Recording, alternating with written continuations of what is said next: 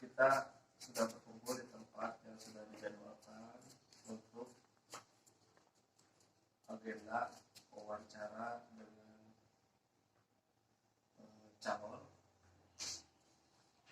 Di sini calon yang sudah siap untuk diwawancara adalah saudara Wildan.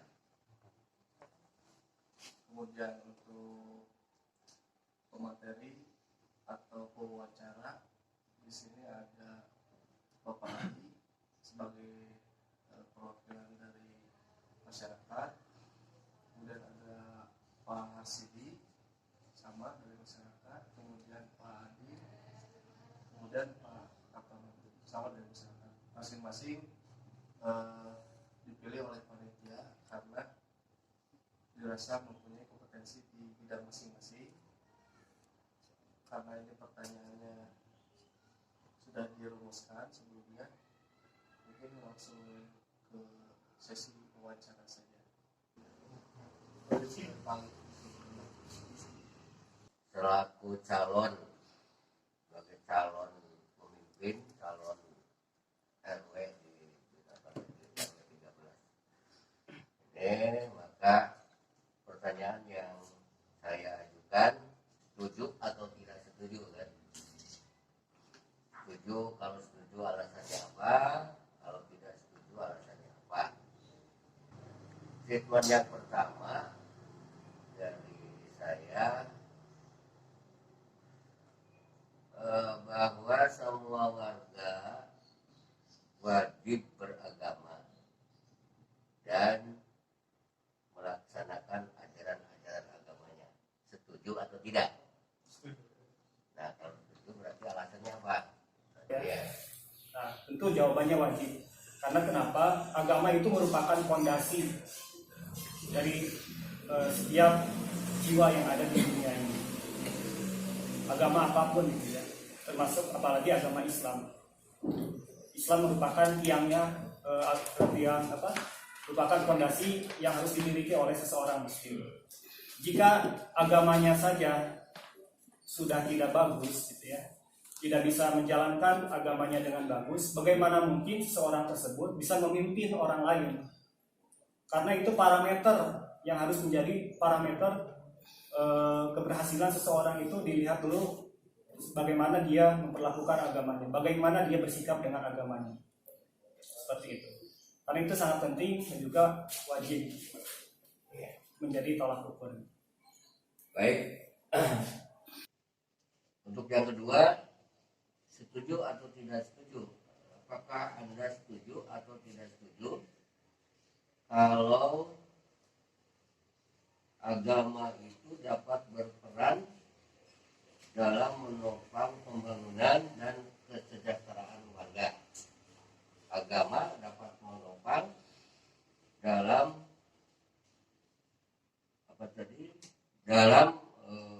mengembangkan dalam pembangunan dan meningkatkan kesejahteraan warga. Setuju atau tidak? Setuju. Alasannya? Alasannya bahwa yang namanya agama itu harus menyeluruh atau syumul. Kalau yang kita kenal itu sebagai syumuliyatul Islam, bahwasanya Islam itu bukan hanya sebatas ibadah ritual saja, ibadah sholat, mengurus jenazah, tata cara berwudu ataupun yang lain sebagainya. Tetapi lebih daripada itu, yang namanya agama itu harus senantiasa menyeluruh ke seluruh aspek sosial, budaya, ekonomi, pembangunan, dan juga termasuk kesejahteraan. Itu diatur dalam agama, termasuk dalam pembangunan gitu ya. Itu diatur dalam agama, dan pembangunan itu sangat berkaitan dengan pertanggungjawaban. Pertanggungjawaban itu pun tidak bisa terlepas dari yang namanya agama. Apabila seseorang itu bertanggung jawab dengan baik, maka akan mampu melaksanakan pembangunan dan juga bisa mampu mensejahterakan. Nah, itu kondisi seperti itu. Pertanyaannya adalah bagaimana cara kalau ketua RW memimpin warga sehingga rukun untuk ram guyup dan lain sebagainya yang bermuara kepada kerukunan. terima kasih. Mohon izin Pak Harsidi, mohon izin menjawab bagaimana caranya kita untuk memelihara kerukunan khususnya di RW 13. Ya sebagaimana yang kita ketahui, salah satu pepatah Sunda itu mengatakan bahwasanya kita harus malapah gedang, berkomunikasi dengan baik, sopan santun, mengedepankan adab dan juga yang lain sebagainya. Dan salah satu visi saya dalam mencalonkan ketua RW ini adalah menciptakan kerukunan yang berada di masyarakat RW 13. Nah, caranya itu adalah kita harus bisa memelihara komunikasi lintas generasi, muda dan juga tua. Tidak ada sekat ataupun tidak ada kelompok-kelompok yang menjadi blok-blok gitu ya. Tidak ada kelompok yang misalnya tuh yang suka ke masjid, utara ke masjid, tidak ada judgement gitu ya, tidak ada stigma ataupun yang lain sebagainya. Kita harus mengesampingkan perbedaan-perbedaan ataupun jangan sampai kita melihat seseorang ataupun salah satu keluarga itu berdasarkan latar belakang ekonominya, pendidikan ataupun yang lain sebagainya. Nah, ketika kita sudah tidak memperdulikan latar belakangnya, maka kerukunan bisa mulai kita bangun. Nah, tadi kita awali dengan memperbaiki komunikasi, bisa dengan cara misalnya itu mengadakan pertemuan rutin. Nanti saya kalau misalnya jadi ketua RW inginnya itu mengadakan sebuah acara misalnya sebulan sekali untuk forum aspirasi warga. Nah di sana disampaikanlah misalnya tuh salah satu tujuan forum aspirasi warga itu adalah untuk menjaga kerukunan, menjaga komunikasi lintas generasi agar senantiasa harmonis. Kalau misalnya itu warga sudah mampu berkomunikasi dengan baik, maka tidak ada lagi yang namanya prasangka ataupun zon. Karena yang saya amati ketika saya menjadi warga bina karya, ketika misalnya itu ada orang yang berprasangka kepada orang lain, itu dikarenakan kurangnya berkomunikasi, kurangnya silaturahim. Ya. Nah, untuk meminimalisir yang namanya prasangka ataupun kerenggangan yang terjadi di masyarakat, maka kita perlu intensitas berkomunikasi, bersilaturahim. Nggak perlu mesti acara formal, tapi acaranya yang misalnya tuh kerja bakti, ngaliwat ataupun yang lain sebagainya. Itu mungkin Pak. Ya, terima kasih. Masih bersinergi dengan Pak Ali. Yang namanya beragama berarti program Pancasila ketuhanan yang Maha Esa. Ya. Kesejahteraan juga ada dalam silanya Pancasila. Tolong disebutkan sila-sila yang 5 itu dari Pancasila. Yang pertama, ketuhanan yang Maha Esa. Kedua, kemanusiaan yang adil dan beradab. 3, persatuan Indonesia. 4, kerakyatan yang dipimpin oleh hikmat kebijaksanaan dalam permusyawaratan perwakilan. 5, keadilan sosial bagi seluruh rakyat Indonesia. Baik Pak. Assalamualaikum warahmatullahi wabarakatuh. Waalaikumsalam. Maaf suara saya jelek sekali karena memang sakit. Nah, satunya kemampuan apa yang harus dimiliki pemimpin dan pengetahuan apa yang harus dimiliki pemimpin. Ya, bismillahirrahmanirrahim. Tadi ya, yang pertama pemimpin itu harus mempunyai jiwa leadership, memimpin ya, dan juga harus mempunyai visi, misi yang jelas, harus visioner gitu ya.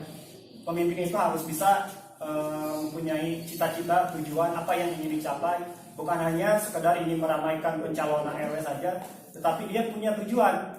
Jika pemimpin tidak mempunyai tujuan, ibaratnya misalnya komplek bina karya ini adalah sebuah kendaraan dan ketua RW adalah supirnya. Nah, kendaraan ini tidak akan berjalan dengan mulus apabila supirnya saja tidak tahu dia tujuannya mau kemana. Nah, itu yang pertama, harus mempunyai tujuan, dan yang kedua harus mempunyai keteladanan kepada masyarakat, dari mulai tata cara berkomunikasi, terus berkoordinasi ataupun yang lain sebagainya. Nah, terus yang ketiga harus mampu mempunyai skill memediasi masyarakat yang misalnya itu sedang kesusahan, bagaimana cara advokasi ke desa, ke aparat wilayah setempat ataupun yang lain sebagainya.